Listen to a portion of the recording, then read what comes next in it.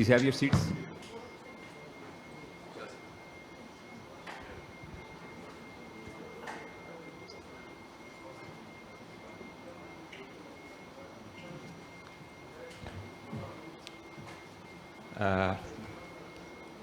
Dear Mr. Rustam Minikhanov, the President of the Republic of Tatarstan, Her Excellency Mrs. Dina Fares, the Director General of the Digital Ajman, Sir Konstantin Novoselov, the winner of the 2010 Nobel Prize in Physics, who is joining us online from Singapore, all my esteemed guests and audience, thank you very much for investing your time with us today.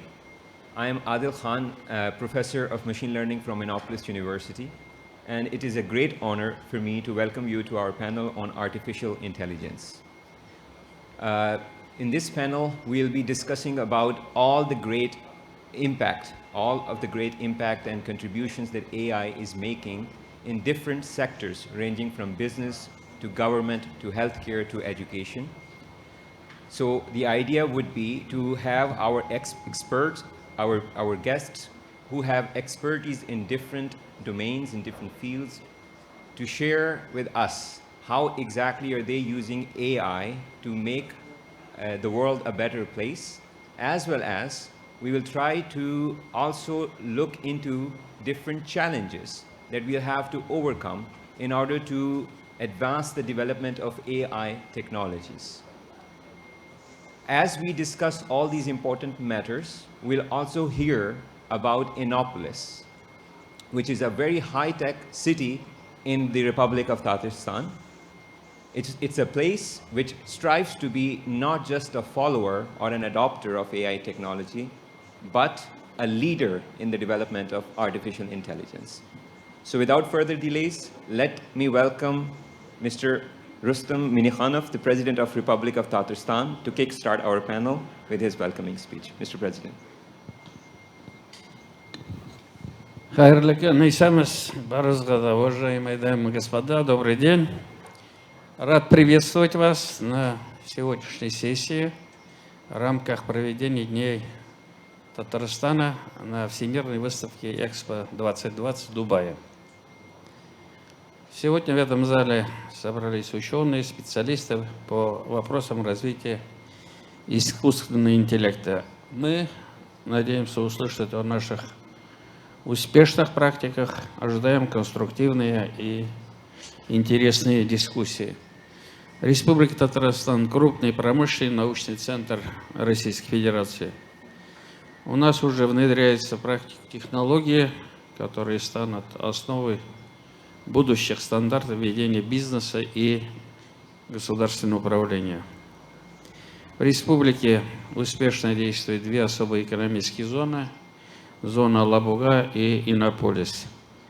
В глобальных рейтингах особая экономическая зона Лабуга неоднократно признавалась лучшей особой экономической зоной в Европе для крупного бизнеса. Что касается особой экономической зоны Иннополис, то на сегодняшний день в ней 120 компаний имеет статус резидента, 38 являются партнерами и 111 стартапов. Компании, работающие в Иннополисе, создали более 4200 рабочих мест и инвестировали более $500 миллионов США.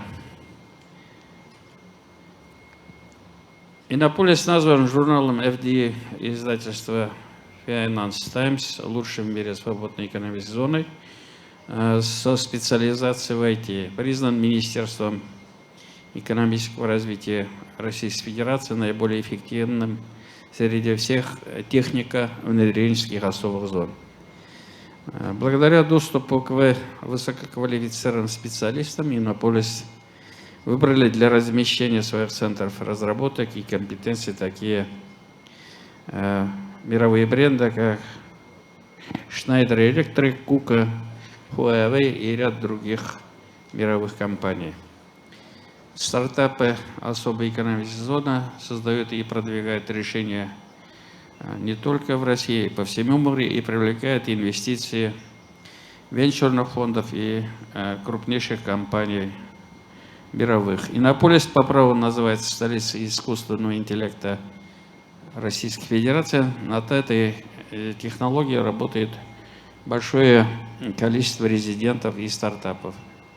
Сегодня в рамках сессии прозвучат доклады крупных компаний, таких как Яндекс, лидеры рынка, которые запускают в Иннополисе и по всему миру проект в области беспилотного транспорта, и он не нуждается в дополнительном представлении, а также начинающих, но уже активно захватывающий рынок стартапов, например, Yora Data Lab, резиденты Иннополиса, чьи алгоритмы компьютерного зрения стали лучшими в своей отрасли. Безусловно, успех любой компании напрямую зависит от того качества подготовки его специалистов. Наш университет Иннополис – это не только образовательный центр мирового уровня. Управление по проекту и научно-исследовательской деятельности вуза работает с коммерческими и государственными заказчиками, реализует прикладные инновационные проекты в области робототехники, информационной безопасности, геоинформационных систем, блокчейна. Кроме того, в университете создан первый в России институт искусственного интеллекта. ВУЗ получил $29 миллионов по 75 завершенным проектам. В институте ведутся исследования в области технологий, которые, по нашим ожиданиям, приведут к революционным изменениям во многих технологических сферах и отраслях экономики. Этому будет посвящено выступление в рамках сессии. В июле текущего года аналитический центр при правительстве Российской Федерации объявил отбор получателей грантов на поддержку исследовательских центров, в том числе в области сильного искусственного интеллекта, систем доверенного искусственного интеллекта и этических аспектов их применения. Наша заявка в университета Иннополис вышла в финальный отбор, и мы считаем, что у нас очень высокие шансы на победу. Отмечу, что научным руководителем проектов в нашем исследовательском центре является лауреат Нобелевской премии по физике Константин Новоселов, который недавно вошел в состав наблюдательного совета нашего университета. И сегодня мы ожидаем его выступления в онлайн-режиме. В рамках федерального проекта «Кадры для цифровой экономики» на базе университета Иннополис также создана опорный образовательный центр, задачей которого является формирование цифровых компетенций у специалистов, не связанных с IT-сферой. И единый учебно-методический центр, направленный на внедрение практико-ориентированных подходов преподавания профильных IT-дисциплин. Оба центра уделяют внимание образованию в части искусственного интеллекта, как сквозной технологии, а также внедрение этих методов в сам образовательный процесс. Отдельная масштабная работа ведет в части дополнительного образования. Цифровым компетенциям обучаются зрелые команды и топ-менеджеры нецифрового бизнеса и государственного управления. Дорогие друзья, хочу поблагодарить вас за участие в сегодняшней дискуссии. Надеюсь, она будет продуктивной и результативной. Желаю всем успеха. Бик зор рахмат барыңызға. Успехов.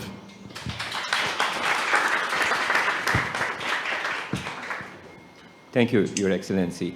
Indeed, the Republic of Tatarstan has a good team of experts, and specifically if we talk about Republic of Tatarstan, Innopolis is a great place for great achievements and innovations that are being made in artificial intelligence.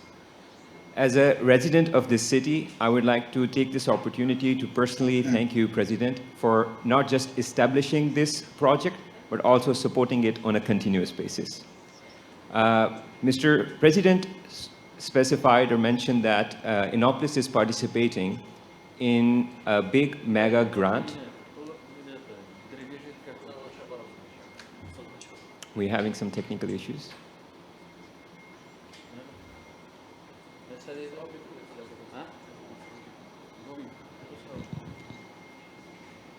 So, Innopolis is participating in a mega grant, the goal for which is to establish 6 big AI centers throughout Russia. So I would like to ask His Excellency what are his expectations about this particular center?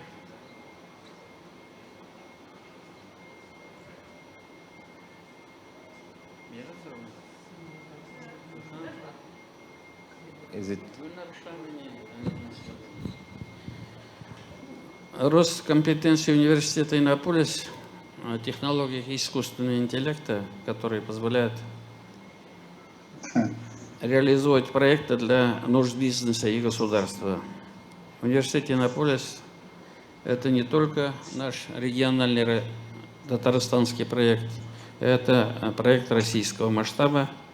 Основная цель будущего исследовательского центра – внедрение искусственного интеллекта в реальный сектор. Например, я знаю, что университет уже создает искусственный интеллект для нашего аэрофлота. И второе – создание образовательного центра мирового уровня в области IT, в области искусственного интеллекта, учитывая интегрированность университета Иннополис в международное научное сообщество. Thank you very much. Indeed, if you want to reap the full benefit of AI in order to make this world a better place, we need to make sure that we pave the way for its smooth adoption in the real world. And an important part of this process is education. So we need to ensure that we succeed in establishing state-of-the-art, cutting-edge institutes for AI education. So now let me invite Mr. Konstantin Novoselov, the winner of 2010 Nobel Award in Physics, to tell us how is he using AI in his research. Right. Good afternoon. Can you hear me? Yes, we can hear you. Great. And can you see my slides as well? Yes, we can. Fantastic.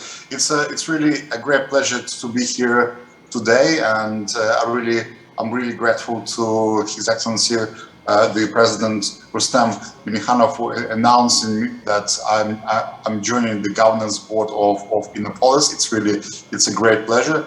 But indeed, even more important is that we have a very active collaboration with Innopolis on the applications of machine learning for material science, and especially for functional intelligent materials. In fact, I'm jumping to this straight from our seminar with Innopolis right now. And let me just very briefly describe you why is it important to use machine learning for functional intelligent materials, and why functional intelligent materials are generally important for the future technologies. So I just show you this slide as a sort of introduction. I guess many of you do remember this movie, and back in 1991 we all dreamt that in 2029, when the movie was set, our robots will look like this, made of this liquid metal. We are in 2020, and that's where we are. Now, unfortunately, it doesn't look like those liquid metal robots, but we still have got years. And the reason is that we wanted to have this functionality on the material level, and we don't have it. And that's not only about robotics. So generally, any of our technology, we very clearly separate the functionality and the components. And the functionality only comes when all the components come together, and then the systems start working. That's not only about robotics, not only about the clock It's actually our general concept of our technology in electronics, in biohealthcare, in energy. In fact, if you look at the biological systems, they work in a completely different manner. There, the functionality is distributed across all scales, like from individual molecules, proteins, membranes, cells, organs, to the whole human body. And that's exactly the reason why we human beings are so versatile. We can perform so many different tasks so efficiently. So that's exactly what we would like to do in our project with policies, to bring this functionality to the materials level. So the materials are not just passive elements, they're actually active components of our technology. And that's why we're working on functional intelligent materials. So functional means that they can be programmed to do a particular task on the material level, and intelligent means that they have memory, they can learn how to perform a particular function. So let me just give you maybe one example. So we work a lot on active membranes based on two-dimensional materials, smart membranes. And so such membranes can be programmed, for example, to allow like water molecules through, but then the moment if they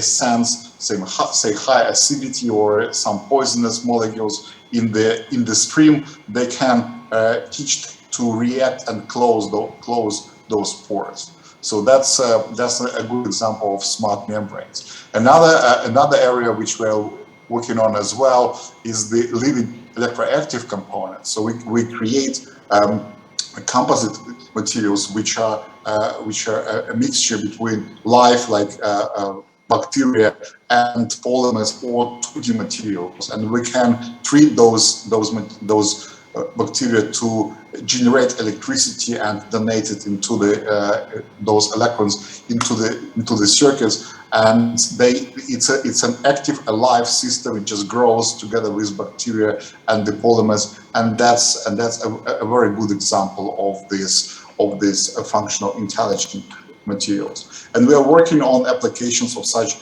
materials in electronics, membranes, healthcare, energy, you name it. The biggest problem, however, is that those systems would essentially be out of equilibrium. And this requires completely new approaches in physics or in chemistry or in biology, because in physics I'm a physicist, and we used to deal with systems in equilibrium. So we have all the toolworks or all the tool sets for equilibrium systems. But now we want to create a completely new framework which would be able to tackle out of equilibrium systems, because that's the most interesting and that's the future of the technology. And we want those systems we want our tools to describe not only properties of materials, but functionalities. So properties which evolve in time. And the big question for me, maybe a bit philosophical, is: can we achieve biological functionality? Can we create living systems starting from the non-biological components? We do have our tricks in practice, when we synthesize them in experiment. I'm an experimental physicist. We know that we need to create strong interaction between components, multiple interactions between components, and then we can create a degenerate landscape similar to that which you can find in proteins. And the proteins are so versatile exactly because they have multiple degenerate states. They have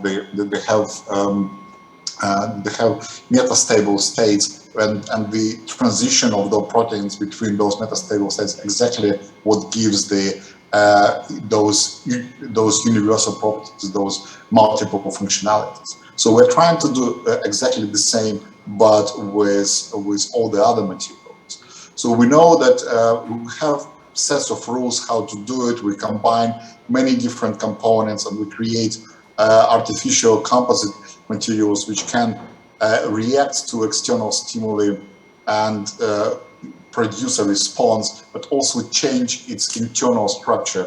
So they would behave as intelligent materials, that they would have memory inside. And we work on applications of such materials in many different areas, from electronics to healthcare.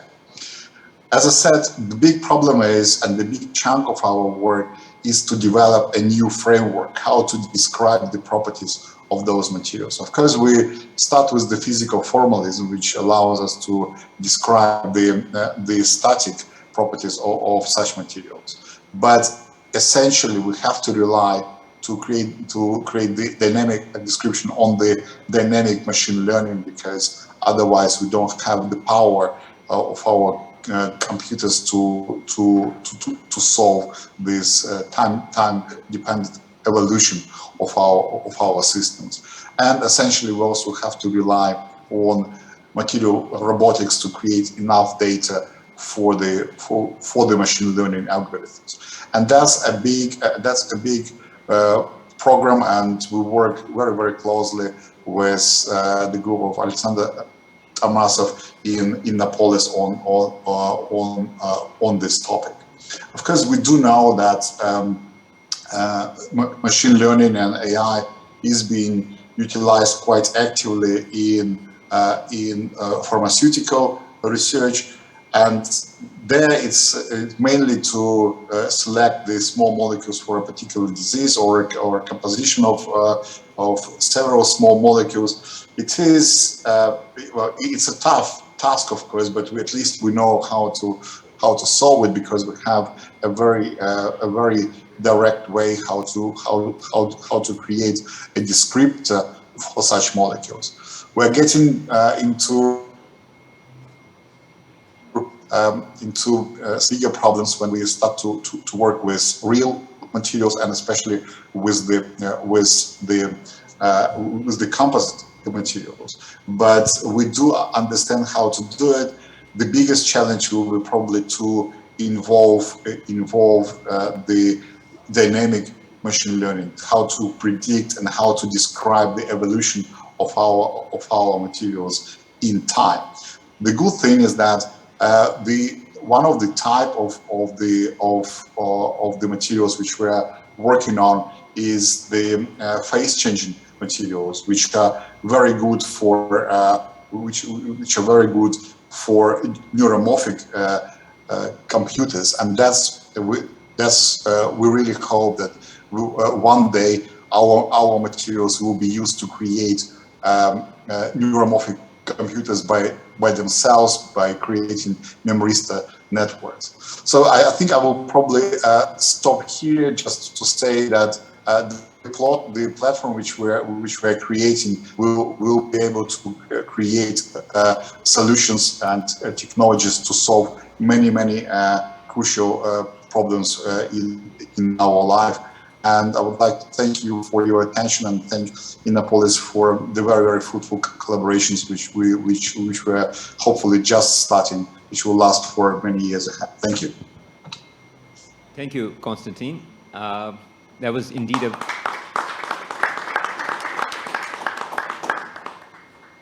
indeed a very interesting presentation, and a researcher inside me wants to ask you a question, but we are running short on time.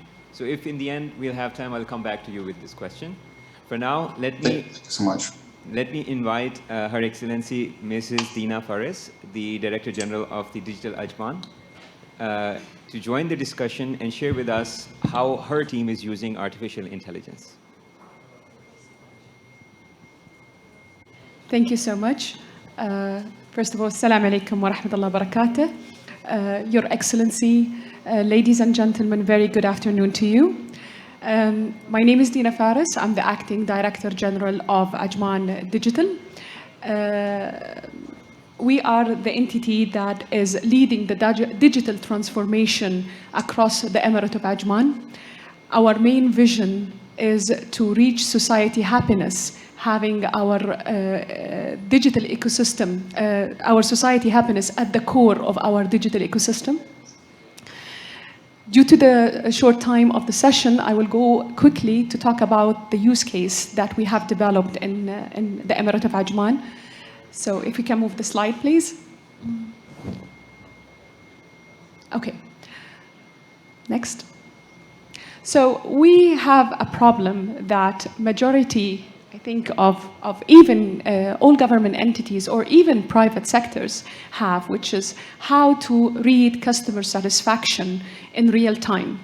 Every year, we read the customer satisfaction on the government services provided in the government of Ajman, and we always have good and high readings without understanding what are the opportunities and challenges that are faced.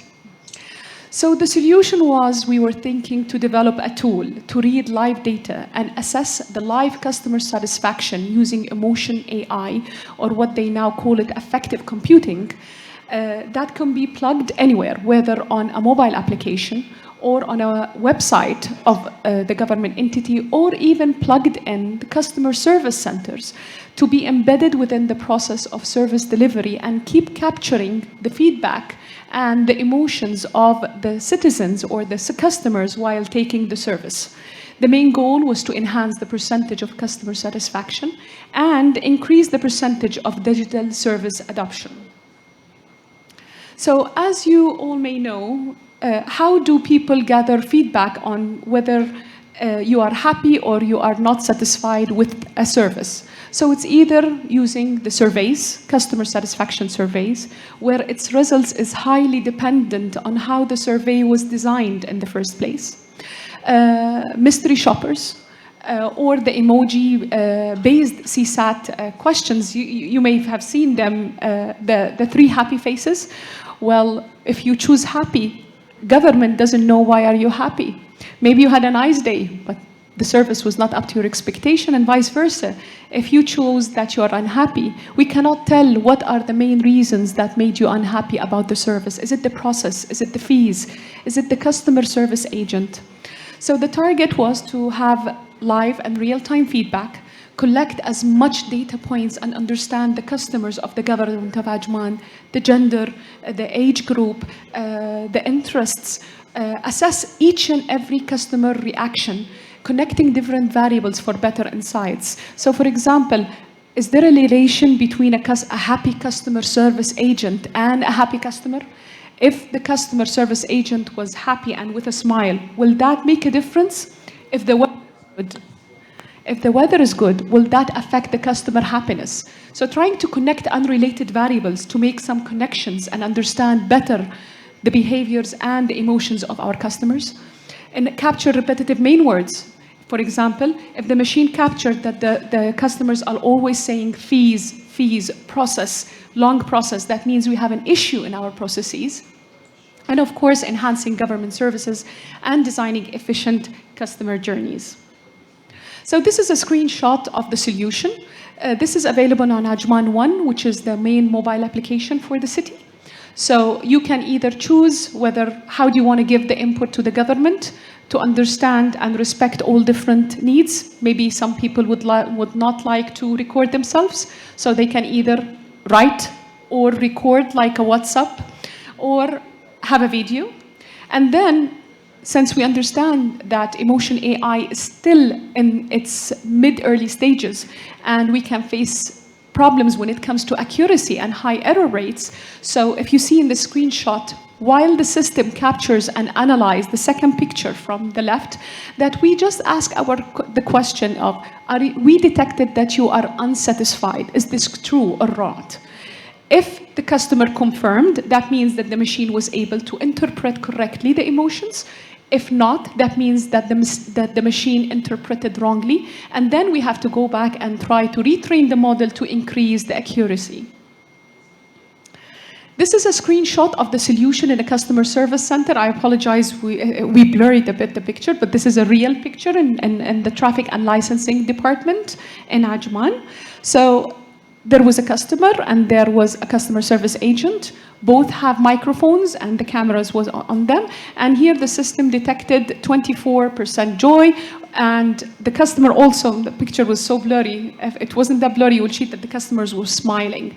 And in between, it captured the main keywords that the customer was saying. So where does this data go? After the system analyze, those data are put back in, I'm sorry, there's a typo in dashboard, and the pictures. If you can see, we see the overall satisfaction, how many texts did we receive, how many audio, how many videos. If you see on the top, on the bottom right, what are the main words that were captured? Good, bad, excellent. So the bigger the size of the word, the more repetitions it was repeated. In the middle, you can see opinion mining. What are the main words that were said many times in the conversation of the customer? So you can see services, staff, processes. And there is many dashboards else that gives us insights to understand why they are happy, why they are unsatisfied, and give those insights to government entities to act on. We are happy that our project idea got patent. So as you see, this is from our Ministry of Economy. We have a patent for the idea, and right now we are working on expanding it. Unfortunately for the customer service centers and due to corona restrictions, the models cannot interpret emotions from behind the mask. So we had to park this part a bit until either the technology advances or the restrictions lessens and people can take the mask. However, the project is working on the mobile application because people can, in their car or if they are alone, they can just take off the mask and record, and the machine can analyze. Thank you so much. I hope I didn't make it so long for you. Thank you.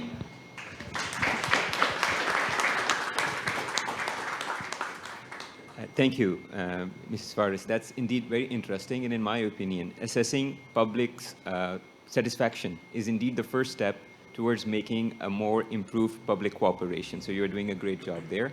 Before I move on, I know we are short on time, but to keep the panel interactive, I would like to see if anybody in the panel has a question for Mrs. Faris. Just very short question. Ms. Dina Faris, thanks a lot. Tatarstan is also very well advanced in government services. It's been a long time. Our president is the most digitized head of the regions among all regions of Russian Federation. And we see that you are developing very fast, and all Middle East countries are actually looking on what UAE is doing and what the most advanced states are doing. What are the main challenges and further plans for the AI development in your sphere? Okay, so first of all, since it's an emerging technology, that's a challenge by itself. The technology is still improving. It's still not yet mature. So we have to accept that the model might not work as we are expecting, but we have to move on. We have to keep adjusting the model, feeding it with more data in order to increase the accuracy rate. Number two, language barriers. Today, for example, if we speak only about Arabic language, we have 25 dialects. So the model can be trained.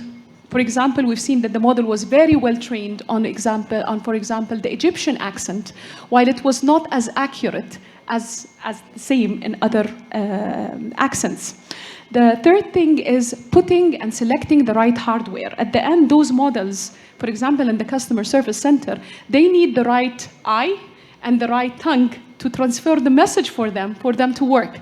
So if we did not know which cameras exactly to use, which microphones to use, cognitive services will not be able to interpret correctly. The machine will not be able to interpret correctly the emotions of people. One of the main interesting things also we've seen is, maybe I referred to it, is when Corona happened, masks, the model cannot interpret from behind masks. People were behind glass barriers, which also affected the voice quality. Change. For people asking them to give light feedback to the government, sometimes they are reluctant. If I say something bad about the government, maybe they will not help me.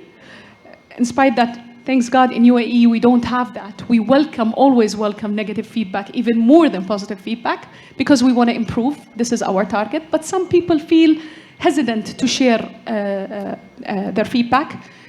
We need support policies and regulations. When it comes to data, where is this data stored? Who has access to it? How to get rid of it? Since this is emerging technologies, all those questions we have. Last thing I would like to talk about is that since it's emotions, and emotions are very subjective, models are prone to bias. So for example, a smile in Germany may have a different meaning than a smile in Japan, may have a different meaning than a smile in our culture. So those are, in a nutshell, the challenges that we are facing right now. But it will not make us stop. We have to keep moving forward, accept, change, train until we get the percentage of accuracy that satisfies us. Thank you.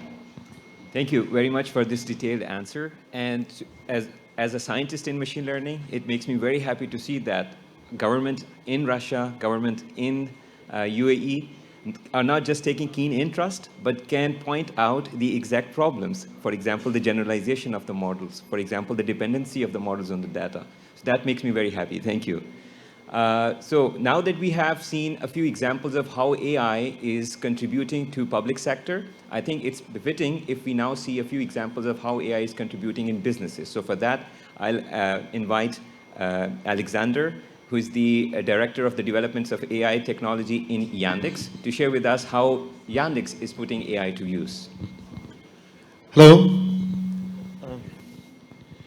May I ask you a clicker? Yes. Clicker.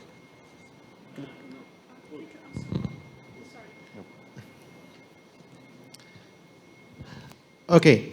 And first of all, Yandex is a searching company. Yandex is search engine, and search engine is completely AI-based technology.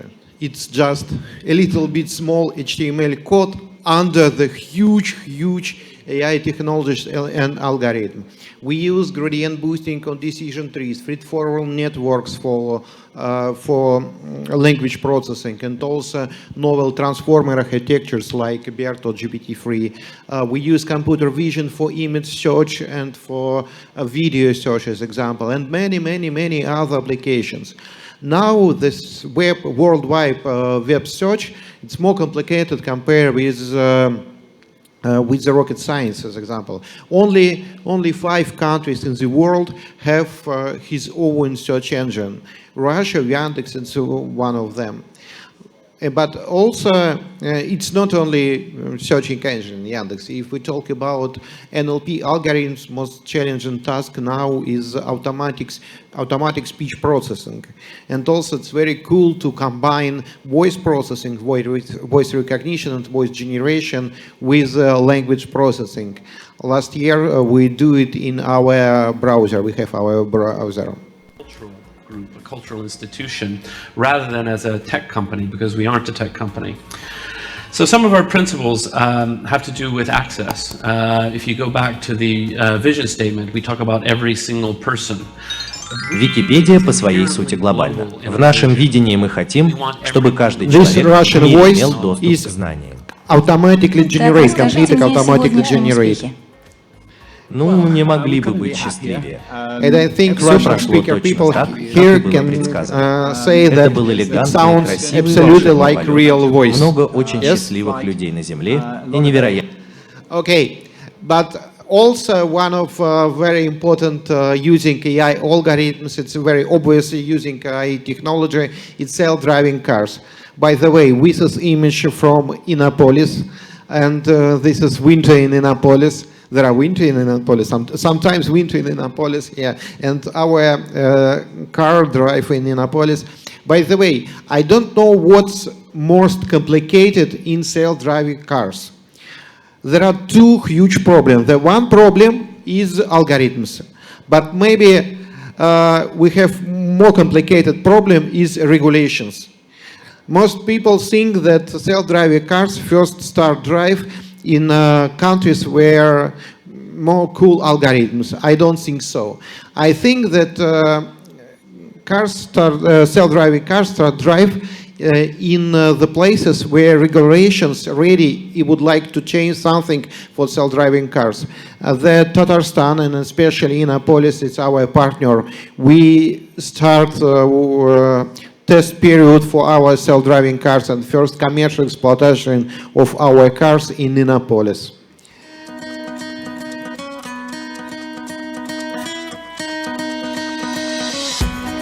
Now it works worldwide.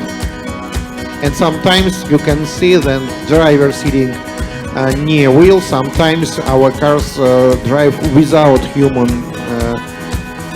Absolutely.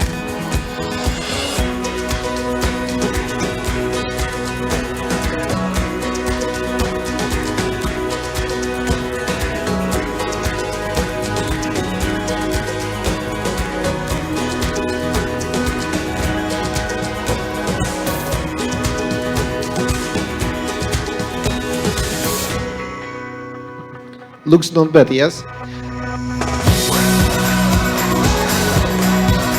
This is also using our self-driving technology, but not for car, for small robots, for delivery something. Our robots work in Innopolis for developers and also in Moscow and in US campuses. But all this using of AI technologies is very obvious. I would like to give you one more example how we can use our AI technologies for solve very important task. Oh, sorry, okay. I would like to describe you how we can make weather forecast using AI technology.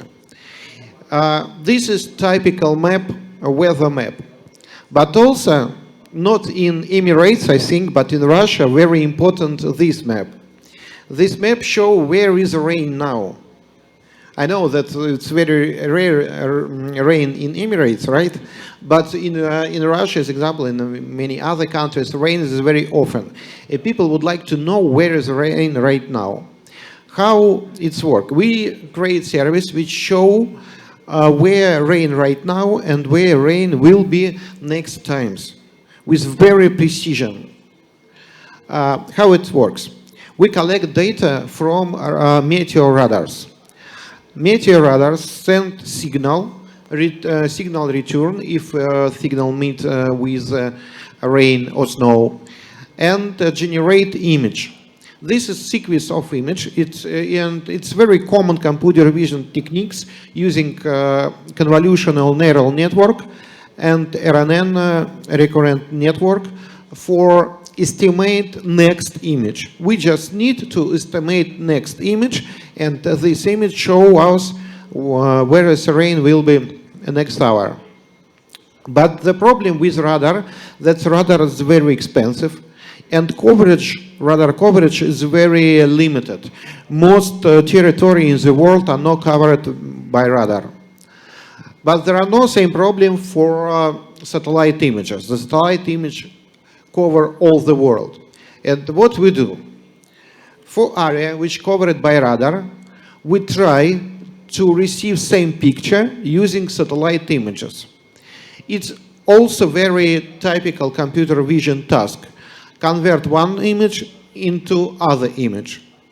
Of course, in situation where we know what exact image we would like to receive.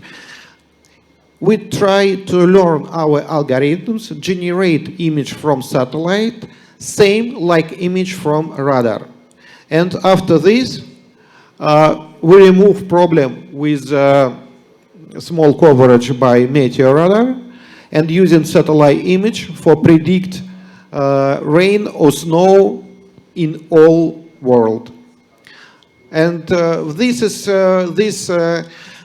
small numbers of examples show us that AI is not a future.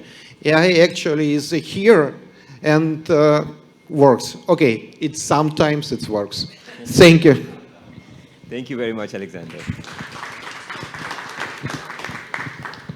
They were some very interesting examples. Before we move on, I would like to again go to my panelists and see if there was anybody who would like to ask Alexander a question. Yes. First of all, thank you so much for the presentation. I have a question. Now, it was mentioned that you have more than 170 cars fleet, which is a big number, and driving more than 150 million kilometers. If God forbid a car made an accident, who will be liable? This is the question of all self-driven cars. It's perfect question and key question for all world about self-driving cars. It's most complicated question. The first of all, I would like to say that accident with self-driving car, it's very, very rare incident, because a self-driving car never violate law, and he keep his reaction, he keep his attention all the time. But sometimes, you're right, it can happen. You heard, sir, Tesla 2021, sorry for interrupting you, just in April, they had a car, it crashed in a tree. Maybe you heard about that, and 2 people died in the car. It just hit the tree. Okay, and now each incident expected like aircraft incident. We collect all self-driving car collect very, very many information from radar, from computer, from cameras, from lidar. Okay. It's enough information for understand what happens. And I understand that it's not answer to your question, but answer will be, okay, of course, operator of self-driving cars, now developer and operator is the same person, response for each incident.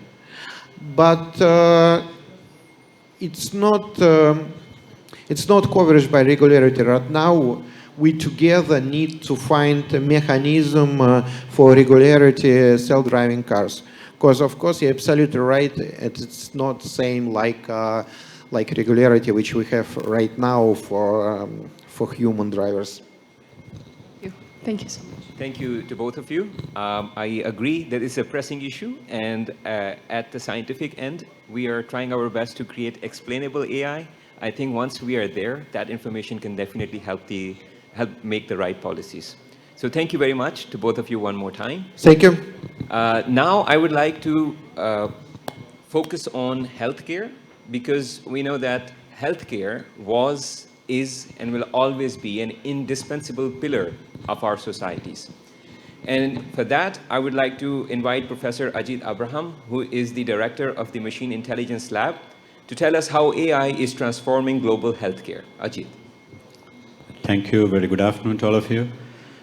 AI has been doing a real wonder in the healthcare sector.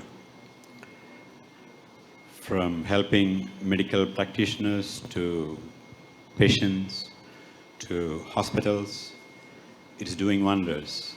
And especially during the pandemic period, we get to know AI a lot better. From telemedicine to analyzing imaging for predictive diagnostics, AI has played a very big role.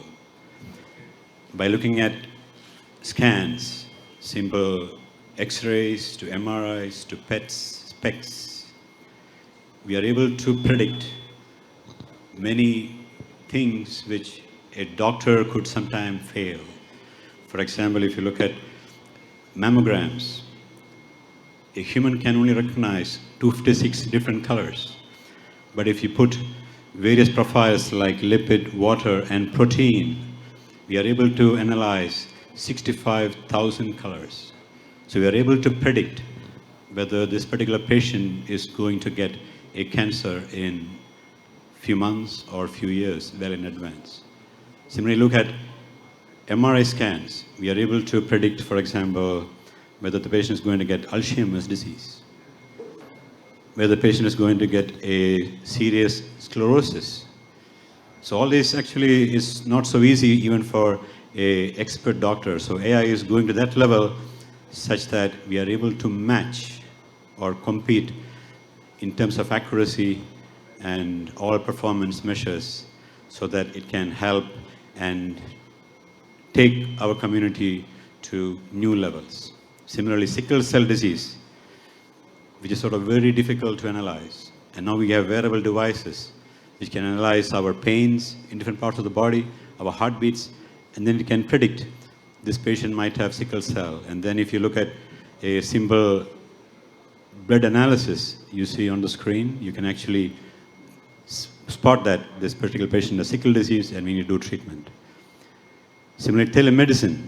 If you look at wearable devices, for example, if you have a wearable device, you can actually send the data to some remote place, for example, to your relative, to a doctor, to an hospital, and and you can get online feedback continuously. And imagine in a hospital where you have wearable devices whereby all patients, you can actually keep track how your patients are doing each hour, every day. It can actually cut cost to your monitoring systems, your nursing staffs, recording, scheduling, etc., etc. So AI is doing a lot of wonders in healthcare. And if you look at, closely monitor what are some of the developments, I would say that we are slowly moving to outcome-based models. We actually are looking for results. We can look for patterns which we couldn't see before, and we can predict. For example, we have seen AI being applied in several cities to track how the COVID-19 is spreading in a city. So you can actually keep track of previous days, and then you can predict what is going to happen tomorrow, like graph mining, etc., etc. Similarly, you can actually process large amounts of data, which I guess the Nobel Prize winner, the professor has already mentioned, to use various technologies for drug discovery. Similarly, nanomedicine, injecting nanoparticles, we can actually keep track how your system is behaving with these devices. So there is a huge opportunity for diagnostic devices and sensors, and we can actually monitor our situation a lot better. I think in the past, for example, we want to replace a limb. Basically, we use very standard sizes. We have to be happy with whatever we get. But now with 3D printing, we can actually take prosthetics to an entirely new level. We can actually customize.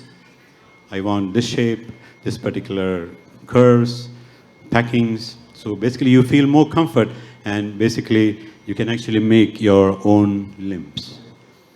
I was telling all good things, but at the same time we have a lot of challenges. So basically this is a global problem. We cannot solve all by myself or all by ourselves. We need actually a global team to work towards it. We face a problem of data bias.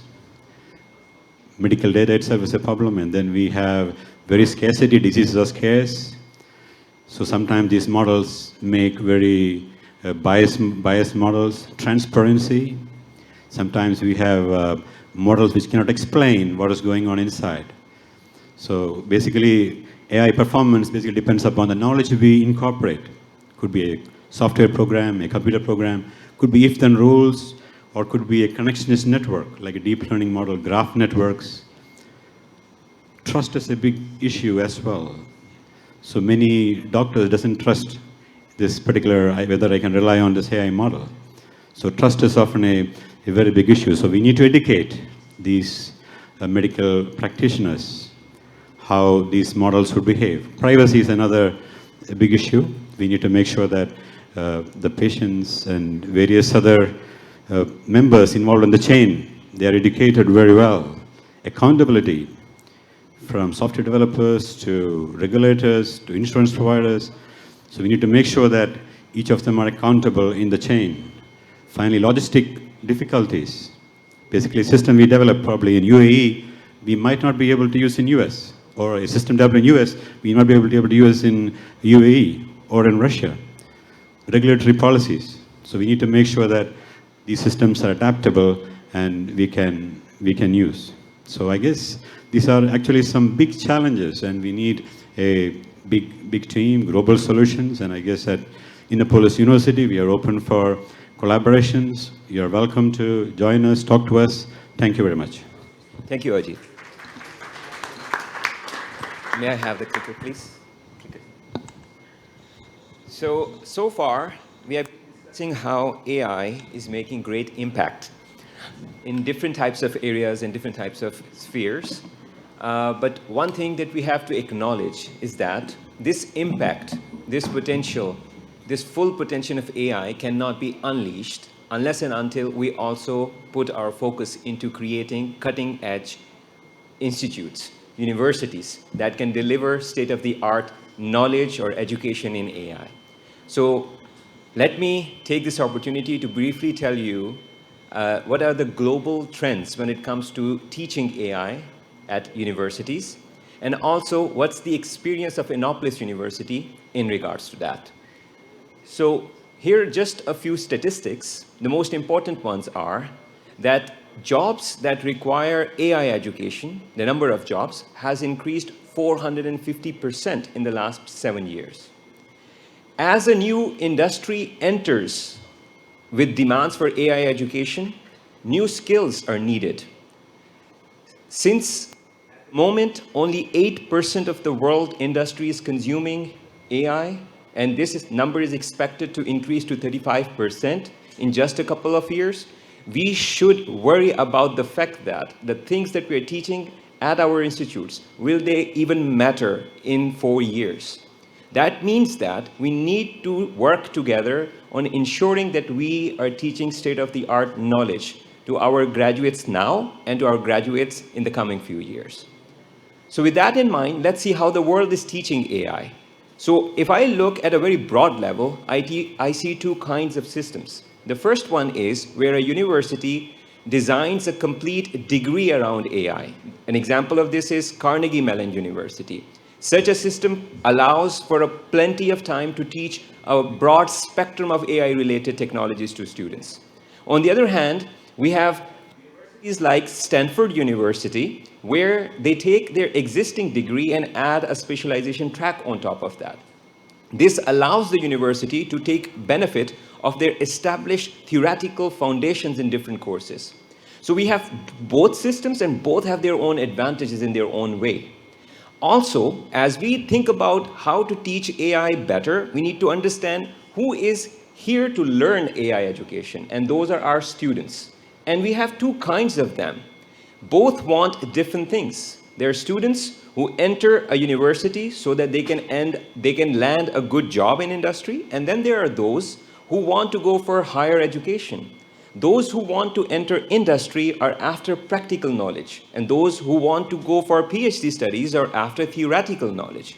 We must cater for the needs of both kinds of students if we truly want to unleash the power of AI for solving global challenges. And with that in mind, Innopolis University took these ideas from the world and implemented two different degrees. One is our theoretical degree that sits on the foundation of very well-established mathematical courses. This track provides the students with enough theoretical knowledge, enabling them to pursue for higher educations at well-known universities across the globe.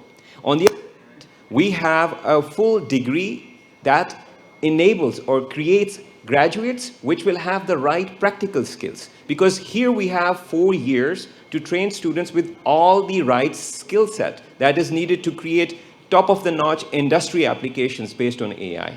But we must also understand that we cannot segregate them, we cannot separate them. That is why at Innopolis, we take theoretical track students and ask them and make them do internships in industry, and take the applied AI track students and ask them to do internships in the labs, so that both can learn from different types of knowledge. And I'm very happy and proud to say that the graduates that we have produced, 100% of them ended up landing a very nice job, and those who pursued for higher education in well-known universities ended up getting these degrees. So that's how we are teaching at Innopolis and trying to make our contribution to the world, making it a better place. But as I conclude my short presentation, I should also emphasize the fact that it's not the graduate students only who want or who need AI education, but also people who are already in industry, working in different types of jobs. They also need additional training on AI. Therefore, for that purpose, I'll invite Mr. Roman, the Deputy Prime Minister of Republic of Tatarstan, to tell us how Innopolis University is contributing towards the additional education in AI. Just a few words, thanks a lot.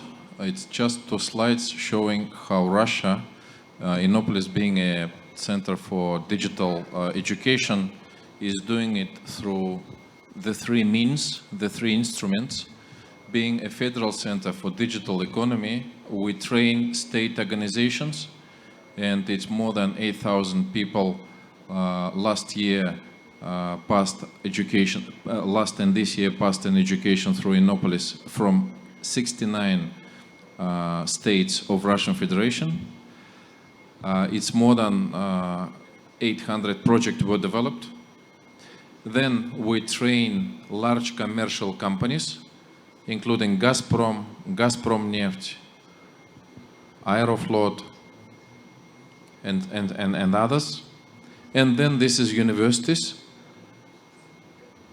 when we train teachers and professors of the universities, and up to now, by the end of this year, we have to graduate 16,000, let's say, students. Now it's slightly less than 12,000, and we're moving forward. And we do this through three main centers. This is Center for Specialized IT Training, that we cook IT guys ready for the companies. Then we do this in the Center for Corporate Training Programs. It's for the large commercial companies we do. And then we make it through the Center of Projects and Practices that is based in university. Russia has a strategic plan to develop 10 main industries. In terms of the digital economy. This is transport, healthcare, financial services, building industry, education, agriculture, city services, technologies, and so on. And this part is, was asked from Innopolis University as a federal center to involve industries, and you can see Akbars Bank, for example, is also our partner as Tinkoff Bank, Sberbank, and VTB. In terms of because Tatarstan is one of the most leading regions that are distributing digital technologies to other sectors, not only in state, but also in business. For the oil and gas, this is Sibur and Gazprom, and etc. So our idea is, for what we discussed here before, we need trained people, and not only students. It's a corporate employees, it's a state employees, and it's a good teachers in the universities, first of all. That's it. This is what we will keep following to do. Thanks a lot. Thank you for presenting these nice facts to our audience. And secondly, I have worked in my academic career as an ML engineer with different types of different ministers in different countries, but I've yet to meet somebody who takes such keen interest in university education. So thank you for your support that you are always willing to extend to making education at Innopolis better as it can be. So thank you. So now I will invite Mr. Ivan Titov, who is an AI expert at the University of Edinburgh, to share with us his opinions and knowledge about deep learning, which is one of the most commonly used AI techniques in the world these days. Ivan. Hi everyone. Can you hear me? Yes, we can hear you. It's great. Yeah, it's a pleasure to talk to all of you. And I would like to talk about challenges. It's more common to talk about advances and new exciting applications, but I think we have a few core problems we need to address to make further progress. And I picked up the following 3 ones. So first of all, insufficient robustness of systems. So how do you typically use deep learning? You define a narrow problem, and then you collect lots of data for that problem. And often you get a very accurate system as a result. But if your data at the test time, when you use the system, deviates a little bit from what is seen in training, then you have often a problem. And this is different from how humans learn. So they're typically not sensitive to these shifts, these modifications in tasks. We talked a lot about interpretability. I will say a few words towards the end about interpretability as well. And one aspect which I think receives a little, in a way too little attention is controllability. When we talk about deep learning, we often think of deep learning as similar to software systems. But good software systems, they are modular. And if you find the bug, you fix this bug, it affects only one model, the whole system doesn't collapse. And this is very different from what we have with modern deep learning approaches. They lack this modularity. So I would like to say a few words about the challenges and maybe give some hints how we can go about addressing them. So why the systems are not robust? And I think it's fair to think that what happens is they learn some kind of shortcuts on the data they are trained on. And this can be really bad, as I have in this picture. So in this case, an ML system was supposed to predict if a patient has pneumonia or not. But what you can see is that this system actually looks in the corner in the hospital tokens. It's not even looking in the lungs of the patient in the X-ray. Of course, this is maybe an extreme case, but it shows, it nicely illustrates the problem. And so it's important because of reliability, because of fairness and bias issues which come together with this, and also it requires excessive annotation, which may not be possible. So how do we go in the academic community about it? I think one exciting line of research in machine learning these days is causal modeling. So in this case, we want to build still statistical model, but the models which capture causal processes rather than just statistical correlations which can be spurious.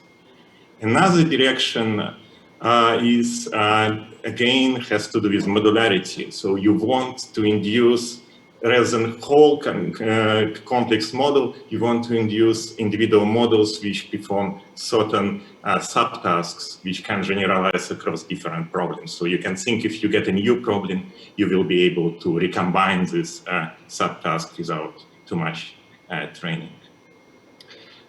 Now, because I don't have really much time, I'll just say a few words about interpretability. What I want to say is that deep learning models get applied to more and more complex problems. So they inevitably will be wrong, as humans are often wrong. But from humans, we can ask for explanations and then see if we agree with them.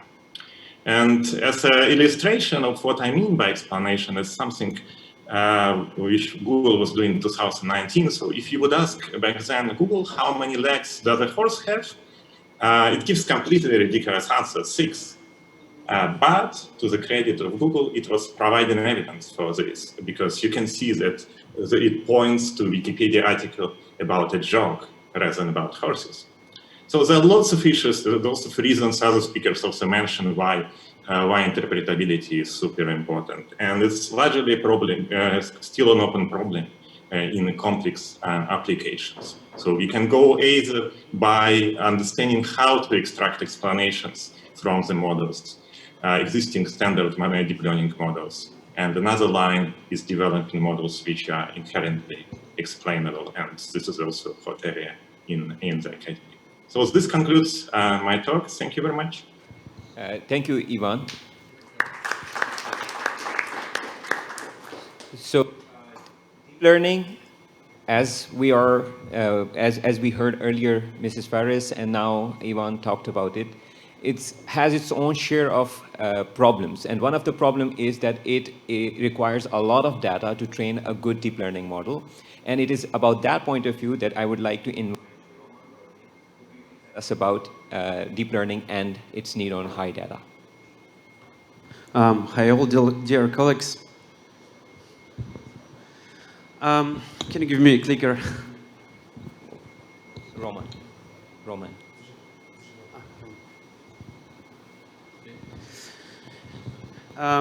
My name is Roman Doronin. I am founder of Yora AI. It's an Innopolis-based company. We made more than 40 projects based on ML techniques. You also can check it by using QR code. And today we're going to talk about artificial intelligence.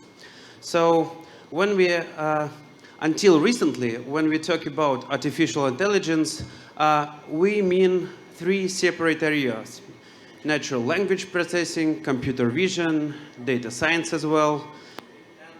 Our knowledge based on one principle, that neural network can solve only one problem. Neural network works within single modality, with one type of the data. Neural network can go beyond the task that it solves. And yes, of course, we requires a lot of the data. But now time is changing because new architectures called transformers come into the market. Transformers is a huge architecture that can work in multimodality mode, work with different types of data. Now transformers is a popular and adopt for all popular tasks. It's like a vision transformers like a Google Brain, text transformers like GPT-3, graph transformers. For example, we can create music by using transformers. And yes, when we use transformers, we don't need the much of data, we need less data. Short example, image retrieval task, the task of similar images search. Many companies spend a lot of money and a lot of years to get high accuracy in this task. But right now, the middle-graded data scientist can take transformer model like CLIP and get a high accuracy, fast and cheap and inference, easy. So let me give you a short forecast. By 2025, transformer models will be multimodal and will solve a significant number of AI applications in the single moment, as well as become the main solution and industrial applications.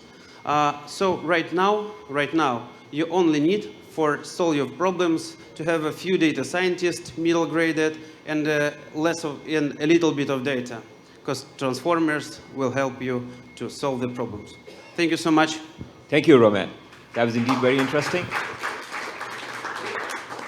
Could you please pass on the clicker to Kirill? Yes, okay. So, dear audience, here we have Kirill Semenichin, who is the director of Innopolis University, and he's going to share with you some key projects that Innopolis University is putting AI for good use. Kirill. Thank you, Adil. To summarize the session, let's first talk about the challenges that we, as the developers of AI, face every day. And first is still the lack of data, because most of the companies are still in the previous century, and the penetration of IT in their business is very tiny. And without data, we simply cannot beat a model, and that's one of the issues. The second issue is distrust in AI, because most of our modern technologies actually came from science fiction and became a reality, like robots, like video phones, and so on. And AI in science fiction is always treated like an enemy, like Konstantin showed us, the Terminator and Skynet, and Stanley Kubrick's HAL 9000 in Space Odyssey. It's always treated that AI is an enemy, it's malfunctioning, and so on and so on. And so it's a big issue because people don't rely on it. And we cannot solve it very simply. It just needs to be gained. The third problem we see is interpretability of the models, because models is very complex. It's sometimes very hard to understand why the model made such a decision, and it takes a decent amount of time to do a research, why the car hit the tree, and so on. It's third big problem. Next problem is very sensitive nature of data, because with this data, model can work very easily, and with another data, it took very hard to process, to understand, and so model needs to be adjusted, to be rewritten, and it's very complicated process. It took a lot of amount of time, and it's very hard to adjust model. It's a very complicated job. And the final problem is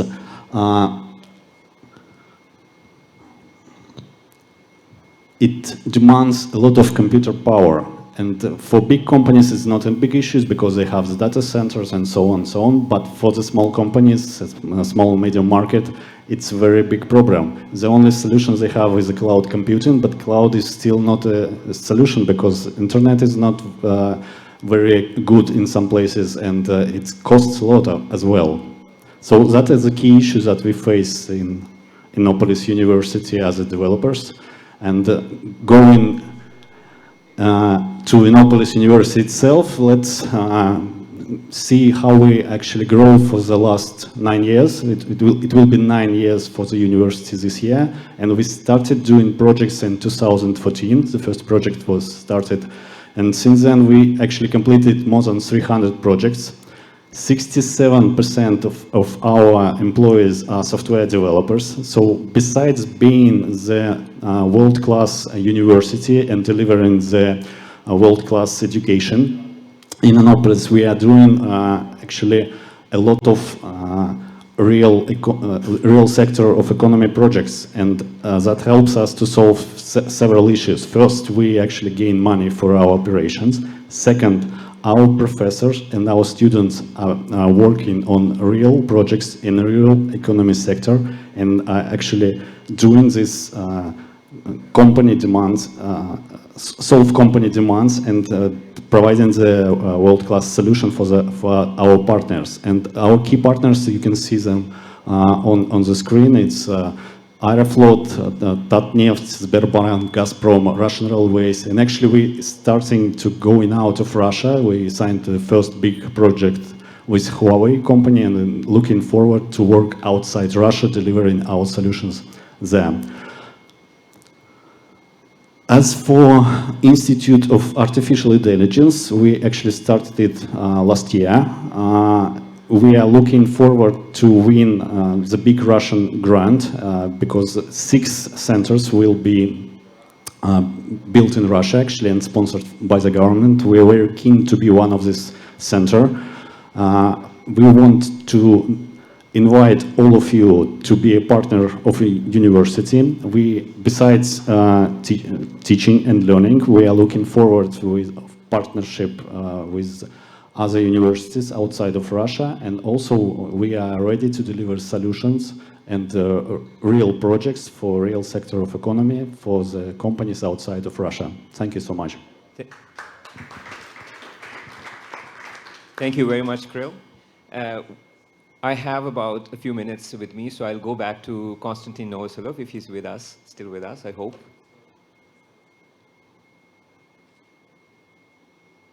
Konstantin, can you hear us? Yes. Thank you. So, Konstantin, as I said earlier... Yes, I can hear you. Yeah, Yes, I can hear you. Okay, so thank you first for delivering a very interesting presentation. The question that I had was the fact that we are at the moment in the middle of our fight against a pandemic, and we have seen that vaccine is playing an essential role in our fight, in us winning this fight. So if we think of vaccine or the ingredients of vaccine as materials, and you have wonderful cutting-edge research in regards to discovery of materials, new materials, is it possible that if we treated vaccines and its ingredients as materials, can we put your research to use for discovery of new vaccines?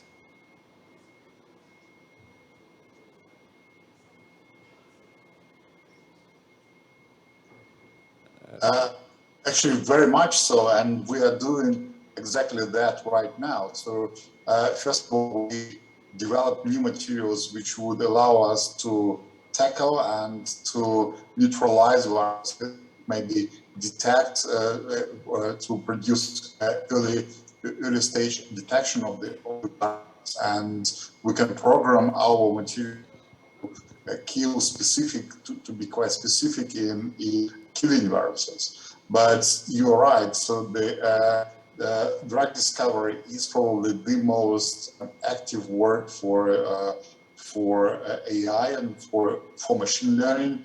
and we also do it for our materials. Probably one of the most interesting projects we do is on drug delivery, because your drugs need to go through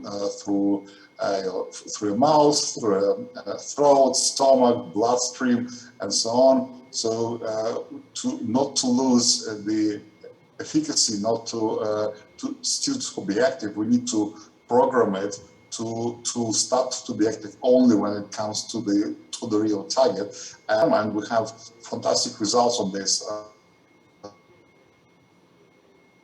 on this topic. Okay, thank you very much again for a detailed answer. This brings us to the conclusion. We had a very interesting, at least I had, and I hope my audience had it too, a very interesting discussion on AI. We saw how AI is creating or how it is impacting healthcare, education, business, public sector.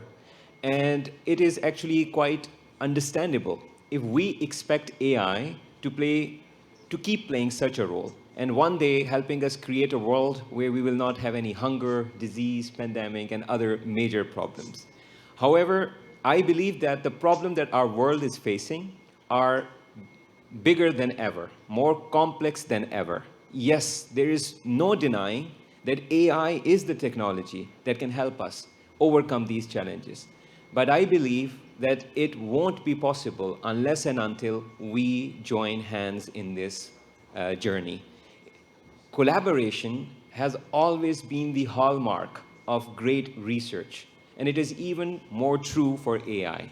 Thus, if we truly hope to overcome all the global challenges through artificial intelligence, let us work together, let us collaborate, let us complement each other's strengths and make substantial contributions together towards making the world a better place. Thank you very much, everyone.